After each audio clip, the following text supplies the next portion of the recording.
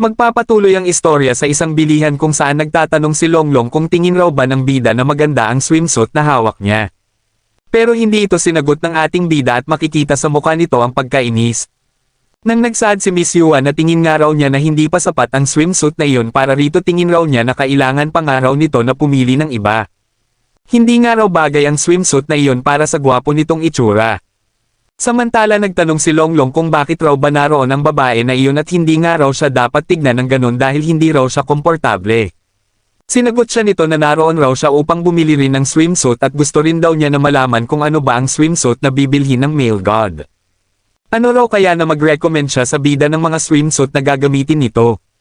Sa narinig ay agad naman na tumanggi ang dalawa, saad pa ng bida na siya na lang raw ang pipili ng sarili niyang swimsuit.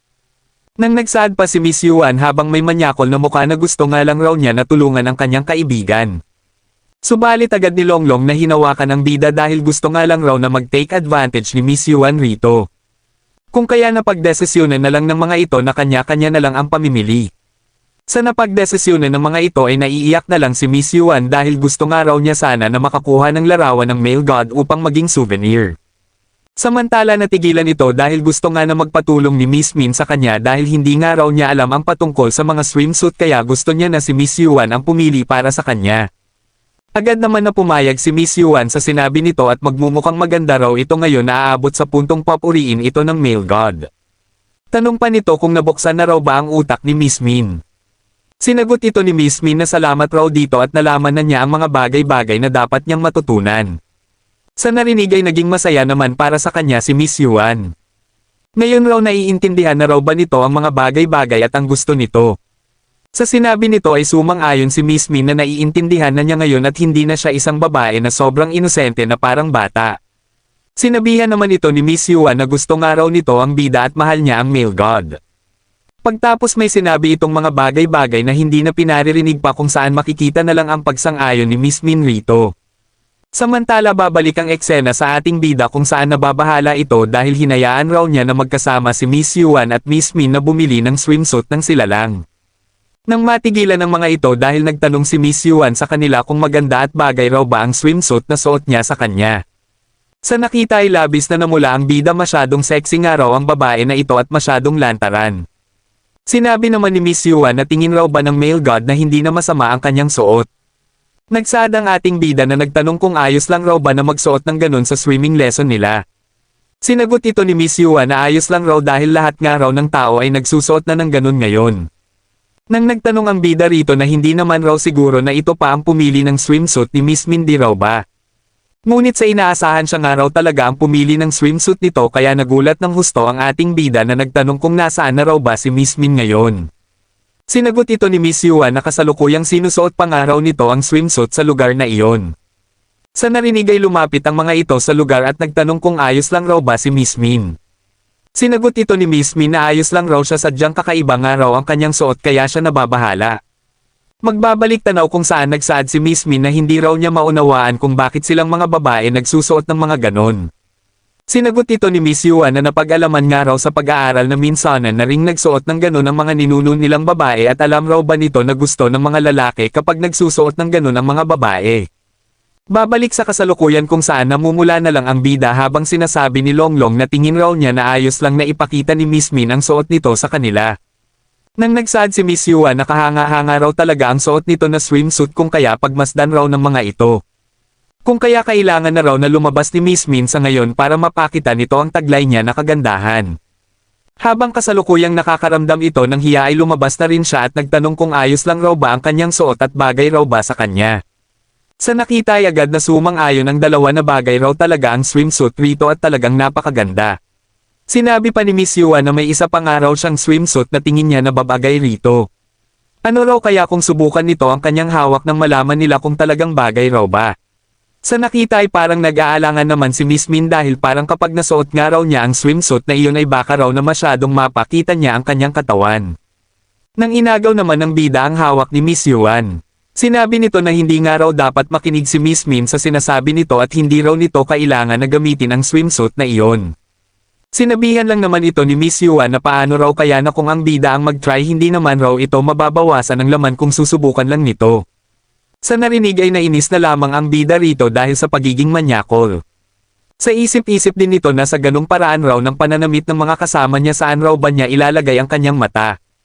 Nang nagsabi na lang ang bida na uuwi na raw siya sa ngayon. Sa narinig ay agad na nagmungkahi si Miss Yuan na ihahatid raw niya ang bida kung gusto nito. Ngunit hindi pumayag si Longlong sa sinabi nito dahil magkasama raw sila ng bida na aalis kung kaya hindi na raw nito kailangan pa na mag-isip ng ganon. Samantala binaliwala na lang ng bida ang ingay ng dalawa at aalis na raw siya. Pagtapos naalala ni Miss Min ang sinabi sa kanya ni Miss Yuan noong mga sandaling iyon. Sinabi nito sa kanya na may pagtingin nga raw siya sa male god kung kaya balak raw niya na magtapat ng kanyang nararamdaman dito. Alam naman raw niya na hindi siya gusto ng bida ngunit handa pa rin daw siya na magtapat at ipaalam rito ang kanyang nararamdaman. Dahil kung hindi nga raw niya gagawin ay sigurado raw siyang pagsisisihan niya ang bagay na iyon na hindi man lang niya nasabi sa bida ang kanyang nararamdaman kung kaya plano na raw niya talaga na magtapat rito. Ngunit ano naman raw ba ang plano ni Miss Min, ano raw ba ang gagawin nito? Makalipas ang ilang araw ay tuluyan ng nagtapat si Miss Yuan ng kanyang pag-ibig sa ating bida, mahal na mahal nga raw niya ang male god. Alam raw niya na hindi siya karapat dapat sa ating bida pero gusto pa rin daw niya na ibigay ang kanyang makakaya para lang maging karapat dapat dito. Dagdag pa niya na minahal na nga raw niya agad ang bida unang pagkakita pa lang niya rito kung kaya hindi raw siya masaya kapag hindi niya ito nakikita kaya pakiusap raw niya na sana ay mabigyan siya ng pagkakataon ng male god. Sa mga narinig ay naisip na lang ng bida na kung ganun raw pala na gusto nitong magtapat sa kanya kung kaya siya nito pinatawag. Dagdag pa nito na humingi raw siya ng tawad dahil hindi raw niya gusto si Miss Yuan. Sa narinig ay naiyak na lang si Miss Yuan dahil ni-reject nga raw siya agad ng bida nang walang pag-aalinlangan. Ngunit humingi lamang ng tawad ang bida, mabuti na raw na sabihin niya ang bagay na iyon kesa nga raw na umasa pa ito na pwede pa na maging sila kung kaya mabuti raw na itigil na. Sa isip pa nito na mas mabuti na raw ang panandaliang sakit kesa sa pangmatagalan. At mabuting babae naman raw si Miss Yuan kung kaya pwede pa raw sila na maging magkaibigan. Pagbalik ng bida sa kanyang room ay nababahala na lamang ito dahil habang tumatagal nga raw ay mas lalo pang dumarami ang nagkakagusto sa kanya.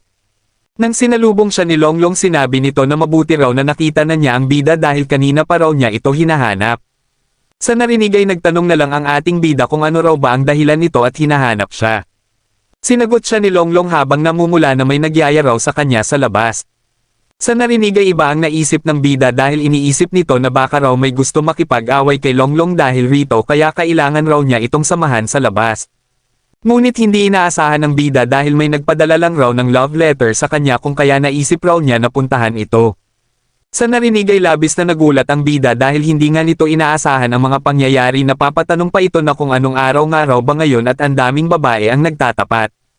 Nang nagsaad pa si Longlong na gusto nga raw niya na pumunta pero ayaw raw niya na ma-in-love ng maaga pero parang sigurado nga raw ang babae sa love letter kaya parang gusto raw niya na magpunta. Dagdag pa nito na sigurado naman raw na maganda ang babae na iyon dahil kapag hindi raw ito maganda mahirap raw makaisip ng paraan kung paano niya ito ere-reject. Pero hindi raw iyon maganda, hindi raw dapat siya tumitingin sa itsura. Habang ang bida na parang naiinis ay sinabi na lang na sasama raw siya kay Longlong.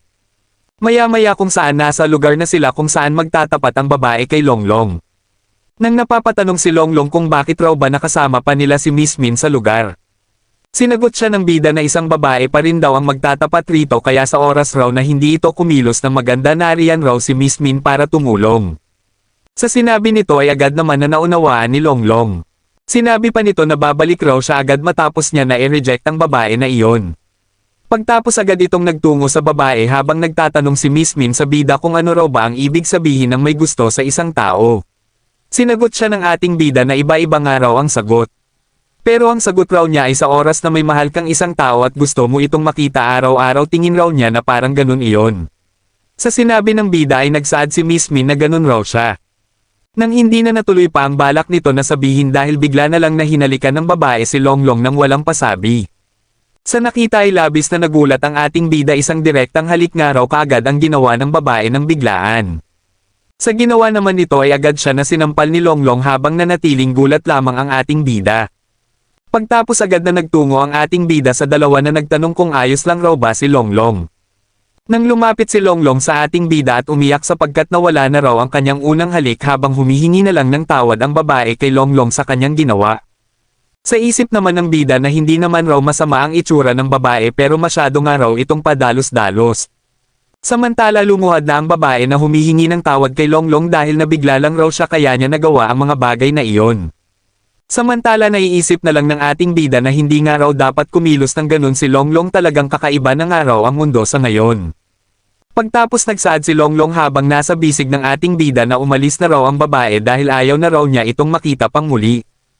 Pagtapos ay nag-inom ang mga ito kung saan sinasabi ni Longlong na wala raw talagang maganda sa mga babae, pare-pareho nga lang raw ang mga ito na mga mas asama. Sinabihan naman ito ng bida na tumigil na dahil lasing na nga raw ito at marami nang nainom. Sa narinig ay itinanggi naman ito ni Longlong dahil hindi pa raw siya nakainom. Nang nagsaad naman si Longlong na tinuro si Miss Min dahil sigurado raw siya na hindi rin ito isang mabuting tao dahil isa raw itong babae at wala nga raw na mabuting babae sa mundo. At inaagaw nga raw nito sa kanya ang bida buong araw. Pagtapos balik ito sa walang humpay na pag-iyak dahil nawala nga raw ang kanyang unang halik ng ganon-ganon na lang. Sa nakita ay nasabi na lang ng bida na talagang nakainom na nga raw ito. Nang nagsabi naman si Miss Min na namumula na nga rin daw ang bida kung kaya lasing na rin daw ito. Sa narinig ay tinignan ng bida ang kanyang sarili sa phone at nakita nitong totoo nga kaya nasabi na lang niya na hindi raw iyon maaari dahil malalagot raw siya sa kanyang mga magulang sa oras na umuwi siya ng bahay. At napaka-imposible rin raw kay Longlong na umuwi ng bahay nila ng ganon. Sa narinig ay may naisip na isang bagay si Miss Min, ano raw kaya na pumunta ang mga ito at manatili sa kanyang bahay buong gabi nang sa gayon ay hindi ang mga ito mapag-alitan ng kanilang mga magulang. Pagtapos nun ay agad na lumipas ang sandali kung saan nakarating na ang mga ito sa bahay ni Miss Min kung saan gulat na gulat din ang butler nito. Nang sinabihan ito ni Miss Min na maghanda raw ito ng pagkain at ng kwarto na sinang-ayunan naman ng kanyang butler ang utos ng miss niya. Sa isip pa nito na nagdala raw ng dalawang babae si Miss Min sa ganong oras talagang hindi raw niya inaasahan ang mga pangyayari. Mukhang masyado raw pala niya atang minaliit ang kanyang young miss. Pagtapos tinawagan ng bida ang kanyang ate dahil may humalik nga raw ng sapilitin kay Longlong kung kaya sinamahan lang raw niya ito sa bahay kung kaya hindi pa raw muna siya makakauwi. Sa narinig ay labis na nainis si Miss Chin dahil delikado nga raw ang mga nangyayari, paano raw kaya na mangyari iyon sa bida sa susunod kaya dapat raw talaga na lumayo ang bida sa mga ganong tao. Sa narinig ay sinagot ito ng bida na kanya raw na naiintindihan kaya hindi na raw kailangan pa na mag-alala ng kanyang ate. Samantala ang ate nito ay labis ang nararamdaman na galit dahil ang hindi nga raw makita ang bida ng buong araw ay isang pagpapakamatay at talagang nakakalungkot. Babalik ang eksena sa ating bida kung saan pumasok sa kanyang kwarto si Miss Min dahil nagsabi raw ang butler sa kanya na dalhan niya ang bida ng pagkain dahil pag ginawa raw niya iyon ay magiging mabait ang tingin sa kanya ng bida. Sa narinig ay natawa ang bida dahil hindi na raw dapat sinabi ni Miss Min sa kanya ang bagay na iyon, masyadong lantaran nga raw ang dahilan kung bakit siya nito dinalhan ng pagkain. Pagtapos nagtanong ito na bakit raw ba siya dinala ni Miss Min sa lugar na iyon, mukhang iyon nga raw ang secret base nito kung kaya bakit siya lang raw ba ang dinala nito sa lugar.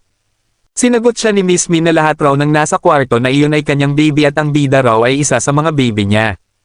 Gusto nga raw niya na makita ang bida araw-araw at gusto raw niya ito na makasama palagi kung kaya gusto raw niya na itago ang bida sa kanyang secret base at hindi niya ito ibibigay sa iba. Sabay tanong nito sa bida kung papayag raw ba ang bida na maging kasintahan niya.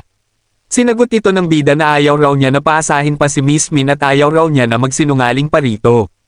Masasabi raw niya na nagkagusto rin siya kay Miss Min at gusto rin niya ito pero hindi nga raw niya mapigilan ang kanyang sarili na magkagusto rin sa iba. Isa nga raw siyang scumbag dahil may dalawang puso nga raw siya na may gusto na dalawang magkaibang tao. Sa narinig ay mariin na sinabi ni Miss Min na hindi nga raw isang scumbag ang ating bida. Sinagot naman ito ng bida na alam naman raw ni Miss Min na hindi isang magandang bagay ang kagaya niya ng pag-uugali na nagkakagusto sa magkaibang tao. Alam naman daw niya na hindi tama ang bagay na nararamdaman niya pero hindi nga raw niya alam kung paano haharapin ang ganitong pakiramdam. At ayaw nga raw niya nakalimutan ang relasyon niya kay Miss Min. At sa hinaharap nga raw ay pinapanalangin niya na sana ay magbago ang kanyang ugali na ganito at sana raw naiintindihan ni Miss Min ang kanyang ibig sabihin. Niyakap naman siya ni Miss Min at sinabi nito na hindi raw niya alam ang gagawin pero hindi raw talaga siya masaya ngayon, hindi raw ba maaari na gustuhin pa siya ng bida kesa sa isa pa nitong mahal. Sa narinig ay humingi na lang ng tawad ang ating bida. Kinabukasan kung saan nagising ang bida at labis ang pagkagulat niya ng katabi niya si Miss Min at nagtataka rin siya kung sa paanong paraan raw ba nagbago ang kanyang damit. Nang magising na rin si Miss Min sa pagkakatulog, Ay humingi agad ng tawad ang ating bida dahil parang nagising niya raw ata si Miss Min. Tanong pa nito na nang makatulog raw ba siya kagabi, si Miss Min raw ba ang nagpalit ng kanyang damit. Sinagot siya ni Miss Min na nakatulog raw siya habang kayakap niya ang bida kagabi at ang butler nga raw ang nagpalit ng damit nito kagabi. Sa narinig ay nakahinga ng maluwag ang ating bida, ang akala nga raw niya na si Miss Min na ang nagpalit ng damit niya. Pagtapos niyaya na nito si Miss Min na oras na raw para sila ay pumasok sa paaralan. Pagtapos makikita na sumasakit ang ulo ni Longlong, pagtapos sinabi nito sa bida na makakabuti raw sa kanila na hindi na mag-inom pang muli sa hinaharap dahil nakatulog nga raw sila sa bahay ng isang babae kaya nakakatakot raw ang epekto ng alak sa kanila. Sa narinig ay sinagot ito ng bida na naiintindihan raw niya at naroon nga raw si Miss Min kasama nila kung kaya hindi raw ito magiging masaya dahil sa sinasabi ni Longlong. Sa narinig ay nagsaad si Miss Min na hindi na raw niya iniisip pa ang mga ganong bagay basta ay ayos lang raw siya kung naroon ang bida sa kanyang tabi. Makikita sa di kalayuan ay nakamasid ang ate ng bida at baka sa mukha nito ang galit nang makita niya na may kasamang ibang babae ang ating bida. Pagtapos tinawag nito ang bida dahilan ng paglingon nito at napatanong kung ano raw ba ang ginagawa ng kanyang ate sa lugar. Sinagot siya nito na nag-aalala lang raw siya sa ating bida kung kaya pumunta raw siya, talagang nag-aalala nga raw siya rito na halos mamatay na siya. Sa narinig ay nagsaad ang bida sa kanya na hindi na raw nito kailangan na mag-alala dahil hindi na nga raw siya isang bata. Samantala nagpaalam na si Longlong sa mga ito dahil mauuna na nga raw siya sa room nila. Sa narinig ay napuno na lang ng pagtataka ang ating bida, ano raw ba ang nangyayari kay Longlong, bakit raw ba na parang biglaan na naging ganun ang ugali nito. Pag-alis nito ay agad na tinanong ni Miss Chin ang bida kung sino raw ba ang babae na kasama nito, hindi pa nga raw niya ito nakita kahit na isang beses lang.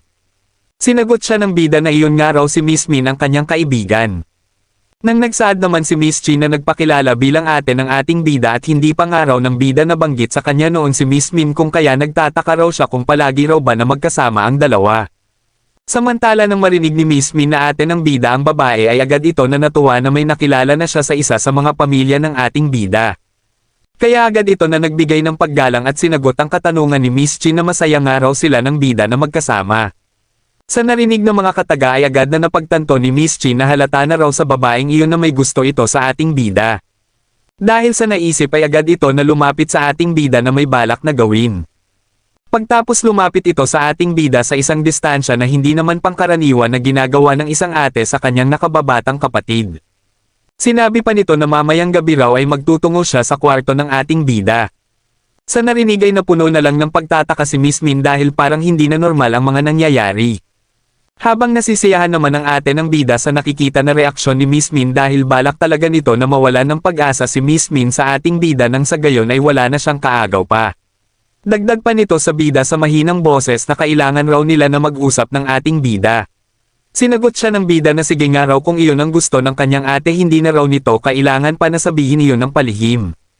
Sinagot naman siya ng kanyang ate na kailangan raw niya na sabihin iyon ng palihim sa ating bida dahil sila nga lang raw ang dapat na makaalam ng bagay na iyon. Pagtapos umalis na ang mga ito habang nagsasabi pa si Miss Chin na hihintayin raw niya ang bida mamayang gabi. Pagtapos naisip pa nito na mukhang kailangan na raw niya na kumilos at hindi na raw siya dapat maunahan pa ng iba. Pagtapos lilipat ang eksena sa ating bida na tinatanong ang dalawa kung ano raw ba ang nangyari sa mga ito, parang malungkot nga raw ang mga ito pagtapos ng mga kaganapan samantalang ayos naman raw ang pakiramdam niya. Sinagot siya ni Longlong habang naiiyak na kapag raw nakikita niya ang ate ng bida naiisip raw niya na nawala na ang kanyang unang halik kung kaya labis raw siya na nalulungkot. Sa narinig ay labis na lang na nagtaka ang ating bida na bakit raw ba ganun ang nangyayari rito kapag nakikita niya si Miss Chin. Pagtapos natigilan ito dahil naisip niya na hindi raw kaya na may gusto si Longlong sa kanyang ate, kapag ganun raw kailangan na raw niya na iwasan pa ang kanyang ate para sa kanyang kaibigan. Pagtapos nilipat nito ang kanyang atensyon kay Miss Min na nagtanong kung ano raw ba ang dahilan at malungkot ito. Sinagot siya nito na nagseselos lang raw siya. Sa sagot nito ay labis na nagulat ang bida na sa paanong paraan at ano ang dahilan kung bakit nakakaramdam ng ganong bagay si Miss Min. Nagsaad si Miss Min na alam naman raw niya na ate ng bida si Miss Chin pero hindi raw siya mapakali sa oras na nakikita niya na malapit ang bida sa ibang babae. Nakakaramdam rin daw siya ng inggit sa ate ng bida dahil ang swerte nga raw nito na nagagawa nitong mabuhay na kasama ang bida araw-araw, talagang nakakainggit raw ang buhay ng ate nito. Sa narinig ay binago na lang ng bida ang usapan at sinabi sa dalawa na bumili na ng pagkain dahil malapit na raw na matapos ang kanilang break time. Pagtapos makikita na nakauwi na ng bahay ang bida kung saan nasabi nito na kailangan na raw niya na mag-live ngayon upang kumita na ng pera dahil kahit ayaw pa raw ni Miss Wei babayaran raw niya ang antikong bagay na nasira niya. Subalit narinig nito ang matinding ingay sa paligid kung kaya napapaisip na lang ito kung ano raw ba ang nangyayari. Makikita ang kanilang ina na nagagalit sa ate ng bida dahil nga sa pag-aakala nito na tomboy si Miss Chin. Makikita na pinaparusahan niya ito habang napapatanong na lang ang ating bida kung ano raw ba ang nangyayari. Dagdag pa nito na baka raw may sasabihin ng kanyang ate kung kaya hindi raw dapat gawin ng kanyang ina ang mga bagay na iyon. Sinabihan lang naman siya ng kanyang ina na umalis na raw ang bida at wag na makialam pa sa kanyang ginagawa, kailangan nga raw niya na turuan ng leksyon si Miss Chin nang matuto ito. Dahil isang araw itong tomboy na hindi niya matatanggap. Sa narinig ay hindi makapaniwala ang bida sa narinig na isa raw palang tomboy ang kanyang ate. Maya-maya kung saan tinigilan na ng kanilang ina ang pagpaparusa sa ate niya ay sumisigaw na lamang ito sa sakit at sa hapdi ng kanyang sugat. Sinabihan lang naman ito ng bida na magtiwala raw sa kanya ang ate niya. Habang humihingi ng tawad ang kanyang ate dahil sa abala na kanyang nagagawa pero hindi nga raw niya kaya na maglagay ng gamot sa kanyang sugat sa ganung posisyon. Sinagot ito ng bida na ayos nga lang raw sa kanya ang mahalagang araw na makatulong siya sa kanyang ate.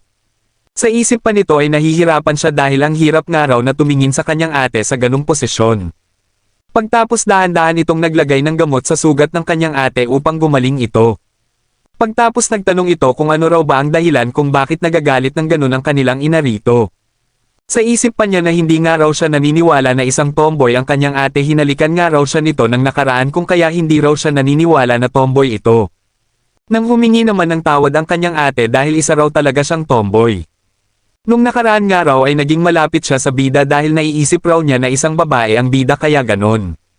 Mula pa nga raw nang siya ay bata ay ayaw na raw niya talaga sa mga lalaki kung kaya sinubukan rin daw niya na mapalapit sa ating bida upang magawa niyang labanan ang kanyang pakiramdam. Sa mga narinig ay naisip na lang ng ating bida na kung ganun raw pala na hindi raw pala talaga siya gusto ng kanyang ate. At doon na po nagtatapos, maraming salamat sa panunood.